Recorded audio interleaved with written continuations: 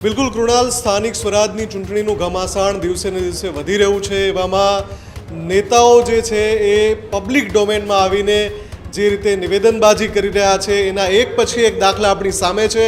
Gopal Italia Facebook પર live આવ્યા ત્યારે તમે જે કહી રહ્યા છો એમાં સૌથી પ્રમુખ નામ એમણે જે લીધું હતું રાજ્યના ગૃહમંત્રી હર્ષભાઈ સંઘવીનું નામ લીધું હતું અને હર્ષભાઈ માટે એમણે ઘણા બધા એવા શબ્દોનો પણ ઉપયોગ કર્યો હતો જે એમના પદની ગરિમાને છાજે એવા ન હતા। પણ રાજનૈતિક આરોપ કરવામાં નેતાઓ ઘણીવાર આ પ્રકારની જે મર્યાદા છે એ ચૂકી જતા હોય છે। એમણે જ્યારે ફેસબુક પર લાઈવ આવીને જે આરોપો કર્યા એમાં ઘણા બધા સંખ્યાબંધ આરોપો કર્યા હતા, પણ જ્યારે મહેસાણા પોલીસ તરફથી સ્પષ્ટતા આવી છે તો એક ખૂબ મોટો વિરોધાભાસ અહીંયા ઊભો થઈ રહ્યો છે। પોલીસનું સ્પષ્ટ કહેવું છે, ગોપાલ ઇટાલિયાનો જે વિડીયો છે એની એક ઝલક આપણે થોડી વાર પછી બતાવીશું દર્શકોને કે એમાં કેવા પ્રકારના આરોપ અને કેવી ભાષાનો ઉપયોગ ગોપાલ ઇટાલિયા કરી રહ્યા છે।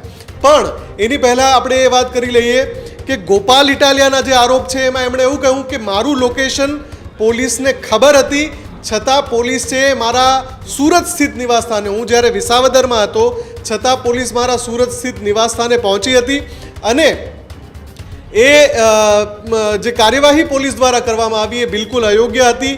એમણે માતાનું પણ નામ લીધું અને એમણે સીધો આરોપ લગાવ્યો કે પોલીસે મારા સુરત સ્થિત નિવાસસ્થાને જઈને ગેરવર્તણૂક કરી છે।